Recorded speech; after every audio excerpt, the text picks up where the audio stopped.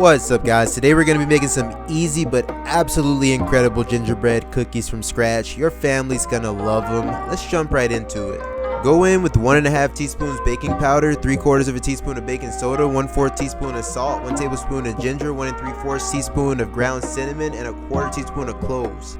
After you've added it all, mix it well, and we're going to set it aside. Here we have 5 tablespoons of room temp coconut oil, to which we're going to add 1 flax egg. All that is 1 tablespoon ground flax and 3 tablespoons of water. Stir it and you just set it aside.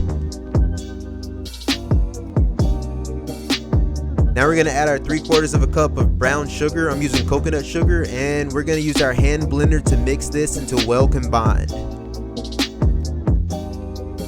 Go in with your 1/2 cup of molasses, followed by your 2 teaspoons of vanilla, and continue to blend until it's smooth like this. Now we're going to dump those dry ingredients we set aside into our wet ingredients and attempt to combine it with a weak hand mixer because I'm a dum-dum. So now we're going to dump all of this into a food processor, and we're going to pulse it until it's well combined into a nice dough like you see right here. Dump that dough out onto your surface, and you're going to want to roughly form it into an even disc, and then you're going to want to split that disc into 2 parts. Wrap each part in plastic wrap, and you're going to want to let it chill at room temp for at least 1 hour and up to 4 hours. Now that it's been over an hour, we're going to lightly flour our work surface, and we're going to dump one of those balls down. Our entire goal here is to roll this out to about 1/4 of an inch thick. I have an adjustable rolling pin here that helps me do just that. I got it from Amazon. I'll put the link in the description. Now we're going to want to flip this over so it gets coated in flour, and we're going to want to roll it until everything's even. Remember that you're going to want to lightly flour your dough and your rolling pin as necessary to avoid sticking.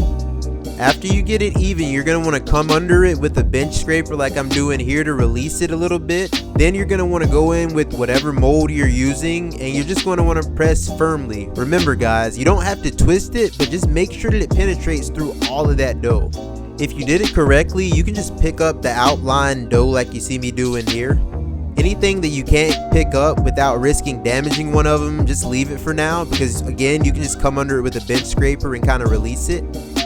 Now you're going to want to gently transfer them to a lined baking sheet. I lined mine with parchment. And after that, you're going to want to transfer them to a preheated 375-degree oven for 7 minutes if you like them soft, or 10 minutes if you like them hard like I do and like I did in this video. Take them out, let them cool for 30 minutes to an hour, and you're good to decorate them. I really hope you guys enjoyed this video. If you did, please leave a like and subscribe for more content. Have a happy holiday, guys. Peace.